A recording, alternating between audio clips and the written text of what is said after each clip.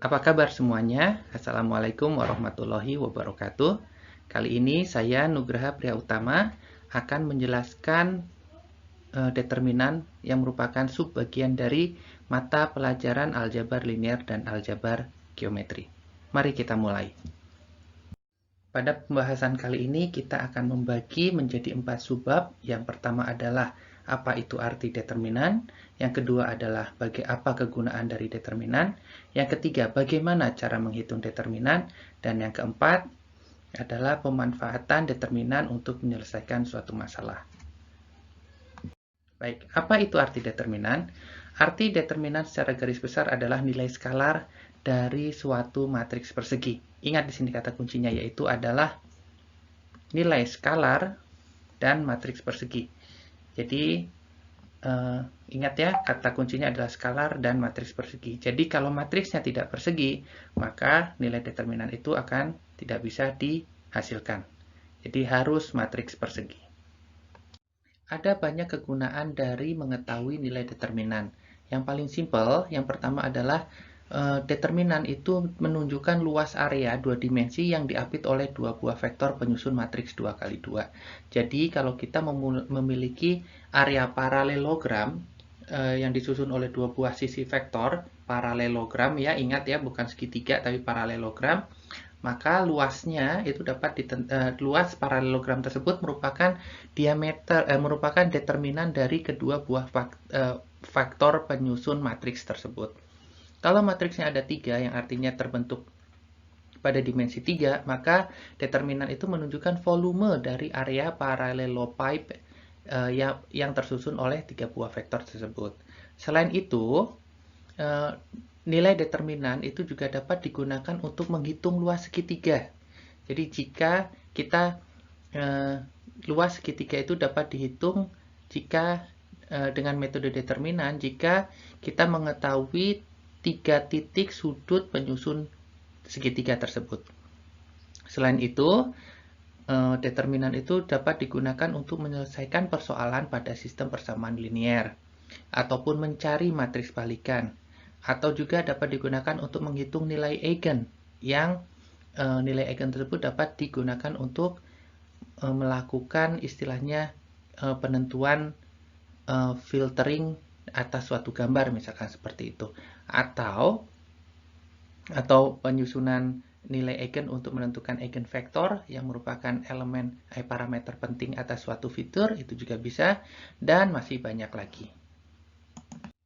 Nah, bagaimana cara menghitung determinan? Nah, pada video ajar kali ini akan ada 2 metode yang digunakan untuk menghitung determinan. Yang pertama adalah metode reduksi baris, dan yang kedua adalah metode ekspansi kofaktor. Nah, seperti apa itu metode reduksi baris? Nah, kita mulai seperti ini. Baik, bagaimana menghitung determinan dengan reduksi baris? Nah, prinsip dari perhitungan determinan dengan reduksi baris itu adalah di sini. Ketika kita memiliki suatu matriks A, lalu kita lakukan operasi baris elementer sehingga membentuk matriks segitiga bawah. Segitiga bawah itu seperti ini. Nah, maka nilai determinan adalah perkalian angka-angka yang terdapat pada main diagonal dari matriks yang tersusun, matriks segitiga bawah ini. Jadi, determinan dari A setelah dilakukan OBI kan nanti akan terbentuk matriks segitiga bawah. Nah, nilai determinannya itu adalah perkalian elemen pada main diagonal, jadi A11, A22, dan A11 aksen, A22 aksen, sampai seterusnya sampai perkalian N kali N aksen dengan dikalikan faktor minus 1 pangkat P, di mana P itu adalah nilai berapa kali kita melakukan swap antar baris. Nah, nanti akan lebih jelas jika kita melihat contohnya. Nah, misalkan di sini kita dapatkan contoh, misalkan suatu matriks A, nilainya seperti ini, 0, 1, 5, 3, negatif 6, 9, 2, 6, 1, lalu determinan matriks A dihitung dengan reduksi baris menggunakan OBI sebagai berikut.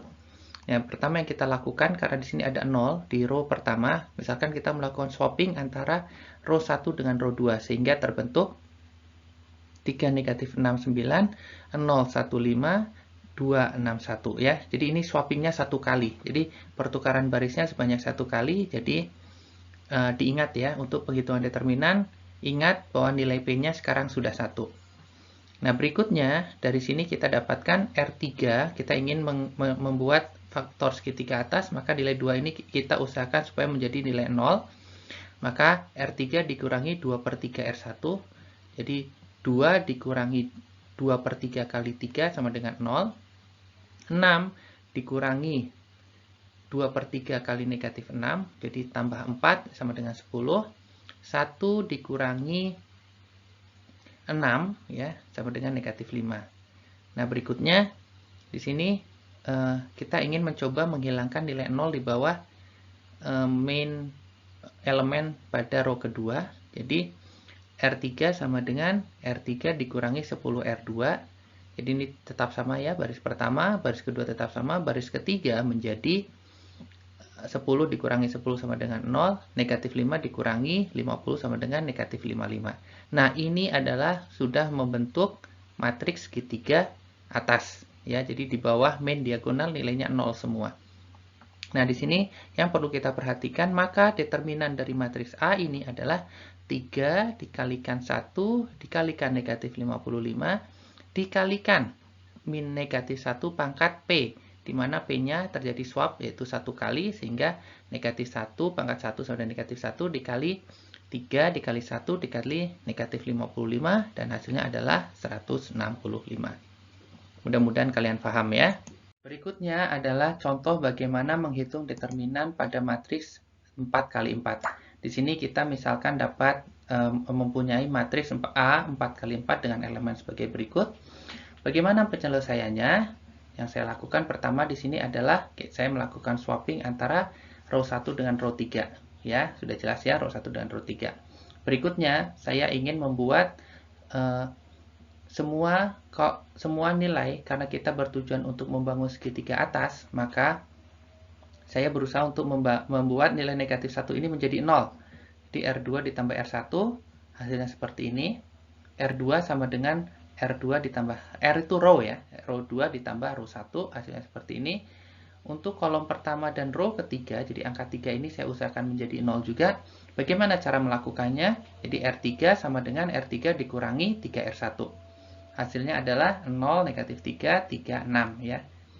Row 3, dan yang untuk row 4, karena kita ingin membuat ini 0, negatif 1 ini menjadi 0, maka R4 sama dengan R4 ditambah R1. Hasilnya adalah 0, 1, 0, 0. Nah, berikutnya saya ingin membuat pada kolom kedua adalah negatif 3 dan 1 ini menjadi 0. Karena sekali lagi kita ingin membuat matriks segitiga atas. Nah, yang dilakukan adalah untuk R3, R3 ditambah R2, jadi otomatis 0 ya. Negatif 3 ditambah 3 sama dengan 0. 3 ditambah 3, 6. 6 ditambah negatif 1 sama dengan 5. Untuk R4-nya, R4 itu sama dengan, karena ini dibuat menjadi 0, berarti R4 sama dengan R4 dikurangi sepertiganya R2. Berarti 1 jadi 0, 0 dikurangi 1 sama dengan negatif 1, 0 dikurangi atau ditambah sepertiga sama dengan plus sepertiga. Nah, berikutnya kita ingin membuat negatif 1 pada kolom ketiga ini menjadi 0. Yang dilakukan adalah R4 sama dengan R4 ditambah 1/6 dari R3 atau row ketiga. Akibatnya terbentuklah matriks segitiga seperti ini. Nah, di sini berarti bagaimana determinannya? Kita harus ingat, kita melakukan pertukaran baris di sini sebanyak 1 kali, maka nilainya P sama dengan 1, sehingga determinan A itu adalah negatif 1 pangkat 1 atau pangkat P yang nilainya 1, dikalikan 1, 3, 6, dan 7/6, di mana kita menemukan jawaban adalah negatif 21. Bagaimana keterkaitan nilai determinan dengan manipulasi yang terjadi pada matriks? Nah, di sini ada 3 hal yang paling penting. Yang pertama adalah ketika kalian mengkalikan suatu baris matriks terhadap skalar tertentu, maka determinan baru dari matriks tersebut itu nilainya juga dikalikan dengan matriks dari determinan lama. Yang kedua adalah ketika kita melakukan swapping antar baris pada suatu matriks, jadi ini matriks yang lama seperti ini, lalu dibuat karena lakukan swapping jadi matriks yang baru, maka determinan dari matriks baru tersebut itu adalah negatif. Jadi negatif 1 dikali pangkat P, jadi pangkat 1 jadi negatif 1 dikalikan determinan dari matriks yang lama. Nah, jikalau kita melakukan operasi baris elementer biasa, jadi misalkan manipulasi antara baris ke 1 sama dengan K dikali sama row 1 sama dengan row 1 ditambah K row 2. Itu tidak akan mengubah determinan dari matriks yang baru. Jadi ini adalah inti dari operasi baris elementer dan keterkaitannya dengan nilai determinan yang terbentuk. Nah, selain itu, saya juga ingin menambahkan teorema terkait tentang determinan. Yang pertama, jika A mengandung sebuah baris 0, jadi seluruh barisnya 0, atau semua kolomnya 0, ini contohnya adalah barisnya 0, maka secara otomatis kalian tidak perlu melakukan operasi apa-apa, tidak perlu mencari apa-apa. Kalau ada nilai seperti ini, maka otomatis determinannya adalah 0. Ya, jika transpose, jadi kita melakukan transpose dari suatu matriks. Jadi misalkan matriks A adalah 213, kita hitung determinannya adalah negatif 91 ya. Kita melakukan transpose terhadap A, nilai dari determinannya pun tetap sama. Jadi transpose itu tidak mempengaruhi determinan yang terjadi. Nah, kemudian ketika kita membangun suatu matriks baru A sama dengan matriks B dikalikan matriks C, maka determinan A itu sama dengan perkalian dari determinan B dikalikan dengan determinan C. Nah, jadi kalau kita mempunyai matriks baru, jadi ini sangat berguna ya. Nah, yang terkait dengan matriks balikan, jadi sebuah matriks hanya mempunyai balikan jika dan hanya jika determinan matriks tersebut tidak sama dengan 0.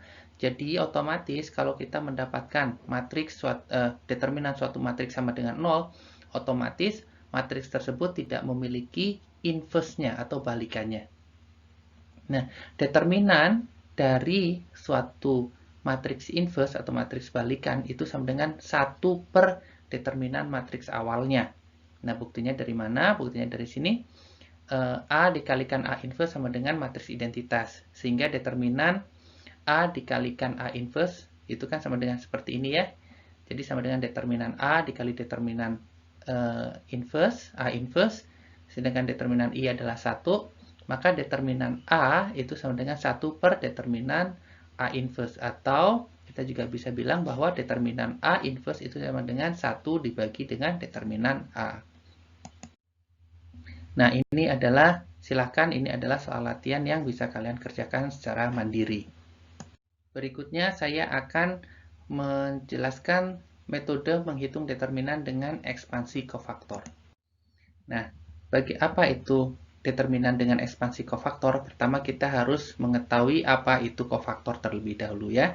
Sebelum kita melangkah lebih lanjut, kita harus mencari tahu apa itu kofaktor. Nah, misalkan kita memiliki suatu matriks A n kali n yang ukurannya n kali n dengan elemen seperti ini. Nah, maka kita harus mempelajari definisi baru. Yang pertama itu adalah minor entry A1 yaitu berupa MIJ itu adalah minor entry AIJ. Jadi AIJ misalkan kalau M11 itu artinya adalah minor entry A11 seperti itu ya.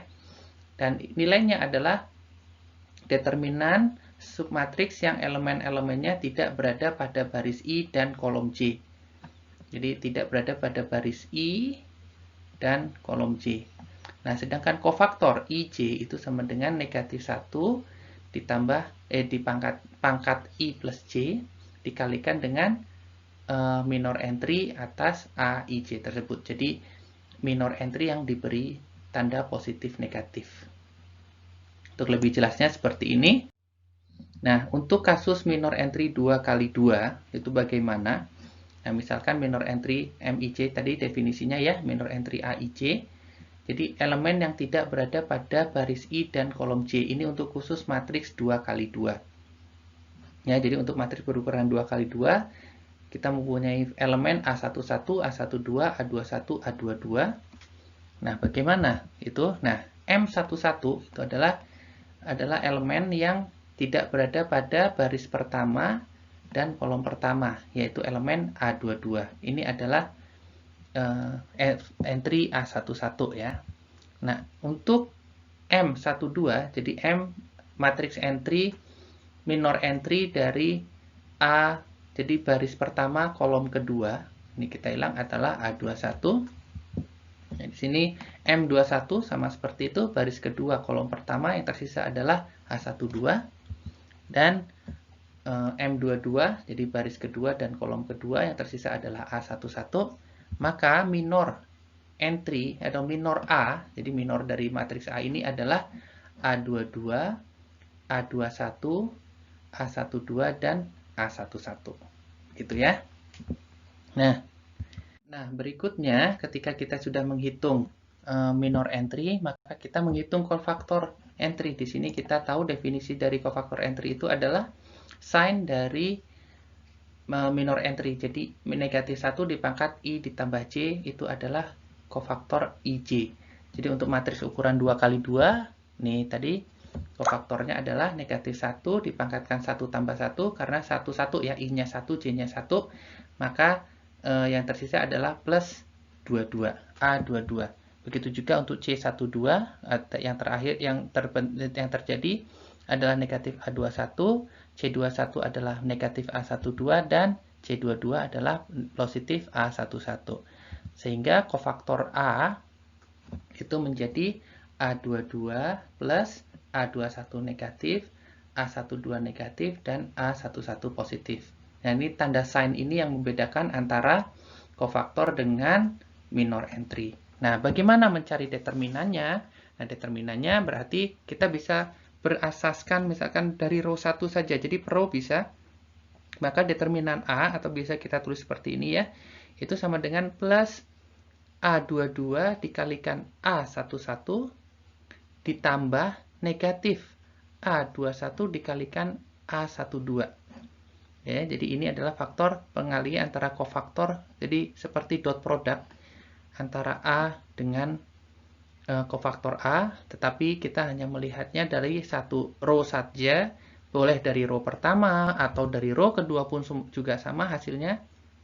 Di sini kita lihat A1 negatif, A11 negatif, kalau row kedua ya, negatif A12 dikalikan A21 ditambah positif A11 dikalikan A22. Seperti itu. Kalau dari kolom pun bisa, misalkan dari kolom pertama, maka determinannya adalah plus A22 dikalikan A11 ditambah minus A12 dikalikan A21. Dari kolom A2 sama seperti itu, ini dikalikan ini, ya, dari kolom kedua kalikan kolom kedua pada cofaktor dikalikan kolom kedua pada matriks A. Nah, disebut hasilnya seperti ini. Jika kita lihat, kita perhatikan dengan seksama. Nah, di sini jika kita ingin melakukan generalisasi rumus determinan untuk matriks 2x2, dapat kita simpulkan sebagai berikut. Untuk matriks A2x2 yang elemennya adalah A11, A12, A21, dan A22 seperti ini, maka determinan matriks A adalah A11 dikalikan A22, ini positif ya, lalu dikurangi oleh A12 dikalikan A21, ini tandanya negatif. Nah, ini adalah rule yang biasa kalian kalian dapatkan pada pendidikan di SMP atau SMA yang disebut sebagai rule of Sarus. Seperti ini ya, sampai 3x3 juga bisa. Nah, nanti kita lihat bagaimana kelanjutannya. Nah, untuk matriks 3x3 dan yang lebih besarnya, jadi kalau tadi matriks 2x2 adalah elemen yang tersisa, untuk matriks 3x3 bagi minor entry-nya, bagaimana mencari minor entry dari matriks 3x3 atau lebih besar, itu adalah kita mencari determinan dari elemen-elemen yang tersisa. Seperti apa? Seperti ini. Jadi untuk M11, ya di sini kita lihat ya, M11 itu artinya kita menghilangkan di sini. Yang tersisa itu adalah elemen EFHI. Nah, bagaimana EFHI itu kita cari determinannya, yaitu E kali I dikurangi F kali H. Nah, itu adalah minor pada minor entry A11, begitu ya. Nah, untuk yang lainnya, untuk yang minor entry 12 juga seperti itu, kita hilangkan, kita tutupi baris pertama, kolom kedua. Jadi di sini ya, kita tutupi baris pertama, kolom kedua kita tutupi, maka yang tersisa adalah D, F, G, I. Kita cari determinannya, kita dapatkan seperti ini. Dan begitu seterusnya. Ya. Jadi jadi kalau M33 itu artinya apa? Kita tutupi baris yang tidak terdapat pada elemen yang tidak terdapat pada baris ketiga dan kolom ketiga. Jadi elemen tersebut adalah A, B, D, E dan kita cari nilai determinannya itu adalah minor entry M33, maaf. Jadi seperti ini jadinya kita dapatkan determinan. Nah, kofaktor sama seperti di matriks 2x2 kita cari sign-nya positif atau negatif, yaitu dari faktor ini. Negatif 1 dipangkatkan dengan I plus J. Jadi ini untuk I-nya 1, jadi untuk baris pertama dan kolom pertama, berarti 1 tambah 1 sama dengan 2. Negatif 1 pangkat 2 sama dengan 1. Jadi plus, negatif, plus, minus, plus, minus, plus, minus, plus. Nah, kofaktornya artinya kita mengalihkan minor entry dengan tanda ini. Jadi seperti ini. Nah, menghitung determinannya seperti apa? Ya, sama seperti tadi. Seperti 2x2, berarti untuk kofaktor. Jadi, perkalian titik antara A dengan kofaktor A. Jadi, kalau kita ingin mengacu pada baris pertama saja, ya, baris pertama saja itu artinya tandanya dulu plus A, nih ya, plus A, nih ya, faktor ini dikalikan determinan EFHI, lalu tanda berikutnya adalah negatif, B kalikan determinannya, dan C dikalikan dengan elemen kofaktor pada baris 1 dan kolom 3. Seperti berikut, seperti hal itu. Yang untuk row kedua sama negatif, positif, negatif, misalkan. Jadi nilai dari sini berdasarkan row 1, row 2, row 3 itu pasti nilainya akan sama semua. Dan nilai tersebut adalah determinan dari matriks A ini. Tapi ingat, untuk menggunakan basis kolom juga bisa. Jadi ADG dikalikan dengan kofaktor di kolom pertama. Atau matriks A di kolom kedua, elemen pada matriks A di kolom kedua dikalikan dengan elemen pada kofaktor A di kolom kedua. Jangan lupa tandanya ya, karena kofaktor. Dan berdasarkan kolom ketiga artinya ya elemen pada kolom ketiga di matriks A dikalikan titik, jadi dengan elemen pada kofaktor A di kolom ketiga. Nah, ini kalau kalian nanti jabarkan akan ditemukan rumus yang kalian dapatkan pada saat SMA ataupun SMP, menghitung determinan dari matriks 3x3 seperti ini. Ya, yang kalian tuliskan di sini kembali A, D, G, B, E, H. Nah, seperti ini. Ini ditambah seperti itu. Yang kalian lakukan perkalian ini dikurangi, yang kalian lakukan seperti itu juga akan menghasilkan nilai yang sama dengan proses seperti ini. Tapi sebetulnya untuk matriks yang lebih besar, misalkan 4x4, proses seperti ini tidak berlaku. Kalian harus melakukan proses kofaktorisasi atas matriks yang ingin kalian cari determinannya. Sebagai contoh, kita bagaimana menghitung determinan dari matriks A 3x3 dengan menggunakan metode ekspansi kofaktor. Nah, di sini seperti ini. Bagaimana caranya? Misalkan kita fokus pada row pertama saja, berdasarkan row pertama. Jadi sebelumnya kita sudah menghitung ya nilai kofaktor entry-nya berapa. Jadi 3 dikalikan plus minus plus ya, positif, negatif, positif. Berarti 3 negatif 1, 2 adalah faktor yang ada di sini.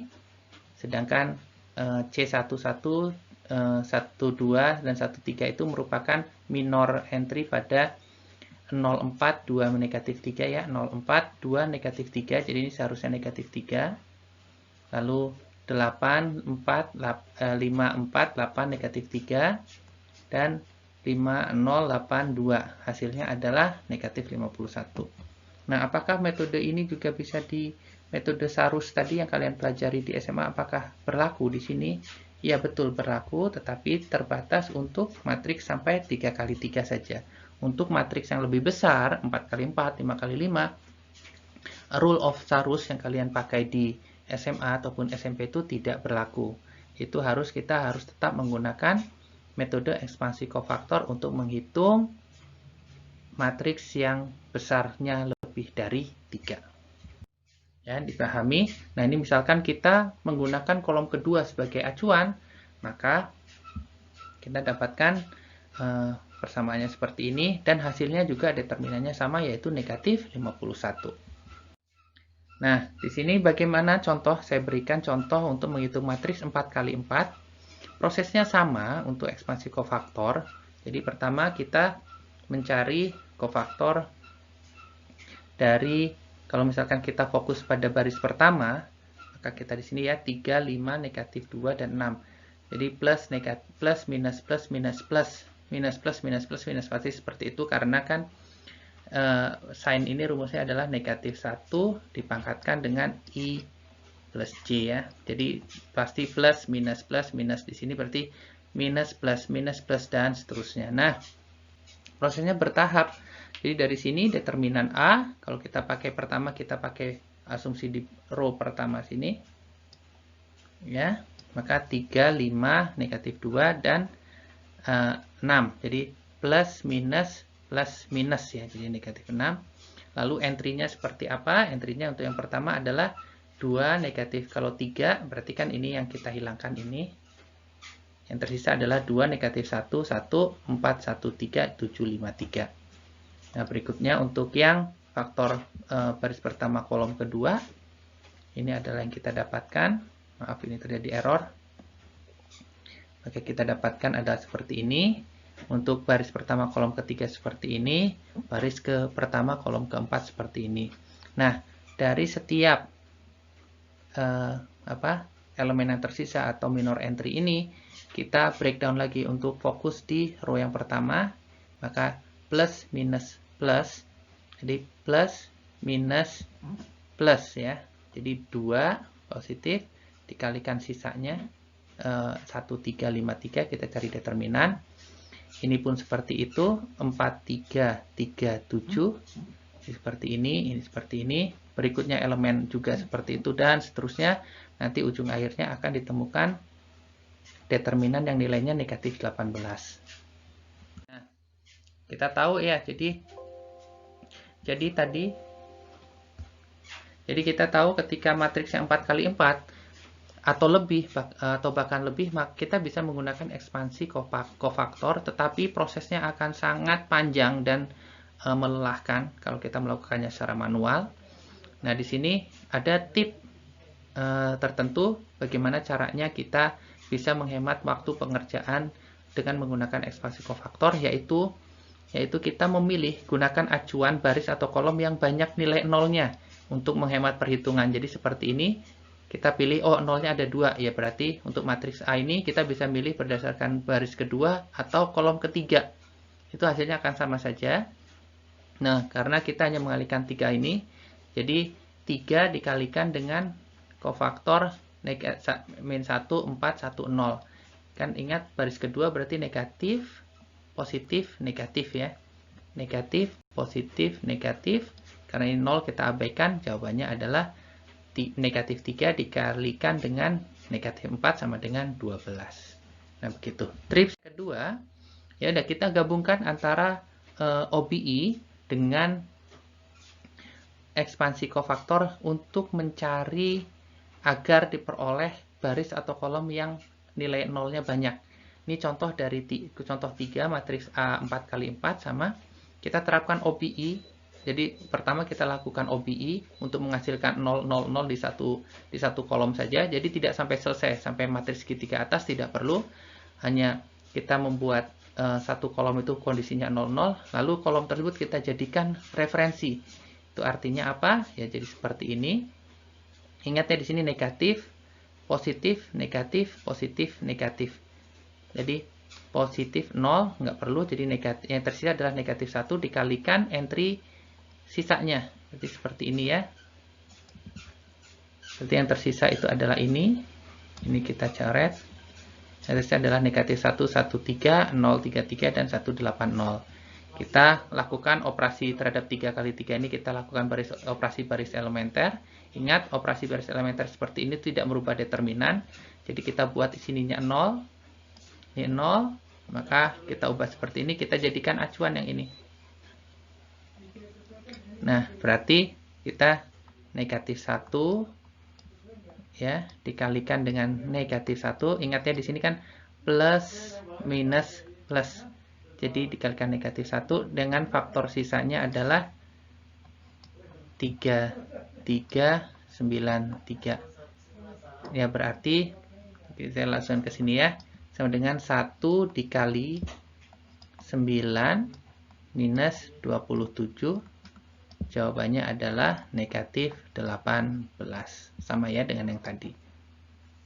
Nah, begitu. Sekali lagi, teorema tentang determinan atau sifat-sifat determinan. Ketika kita memiliki matriks A di mana ada elemen baris atau elemen kolomnya itu fully 0. Jadi elemennya itu semuanya 0 seperti ini. Maka secara otomatis determinannya akan 0. Kita melakukan transpose.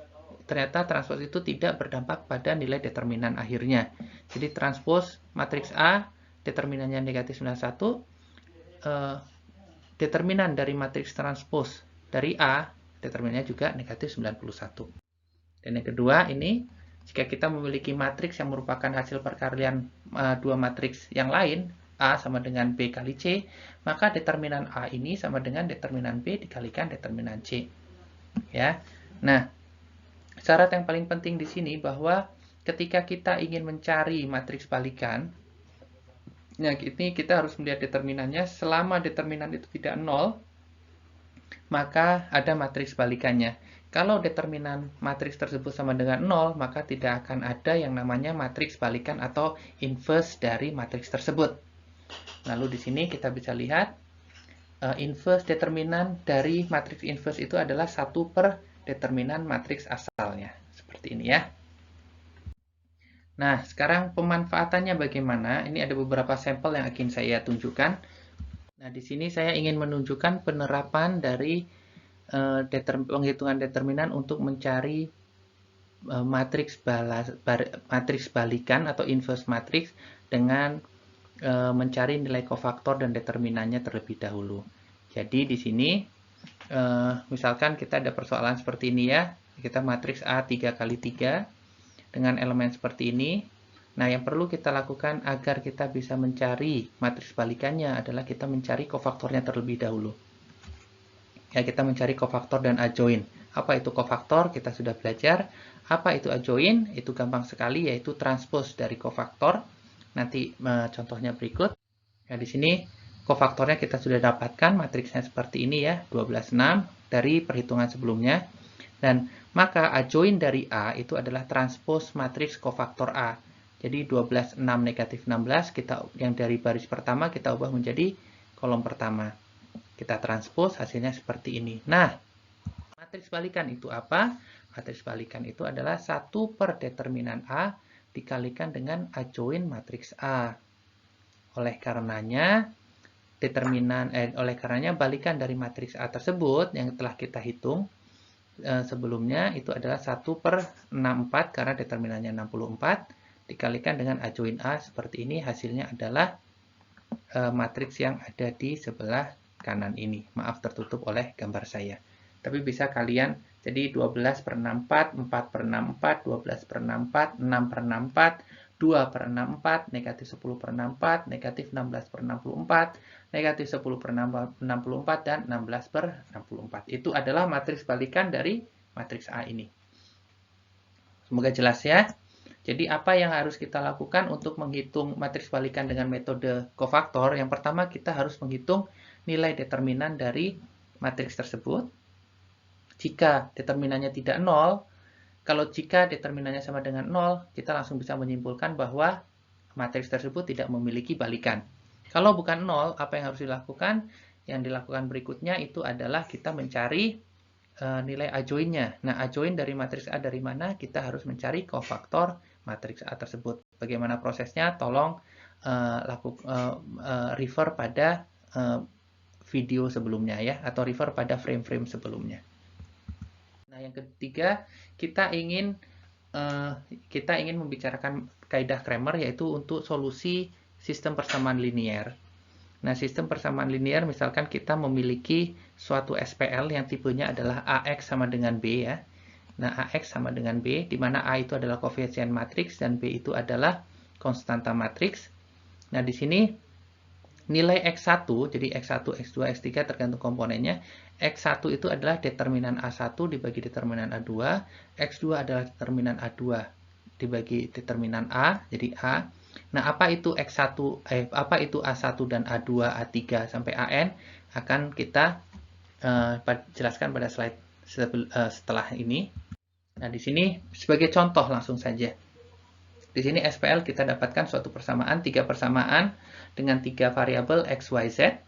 Nah, kita susun ya, AX sama dengan B, A-nya itu adalah negatif 1, 2, negatif 3, negatif 1, 2, negatif 3, 2, 0, 1, 2, 0, 1, 3, negatif 4, 4, 3, negatif 4, 4, dengan nilai B adalah 1, 0, 2. Nah, determinan A itu adalah kita mencari determinan dari A, kita dapatkan nilainya adalah 10. Nah, A1, matriks A1 itu adalah dengan mengganti elemen pada kolom pertama dengan elemen pada B.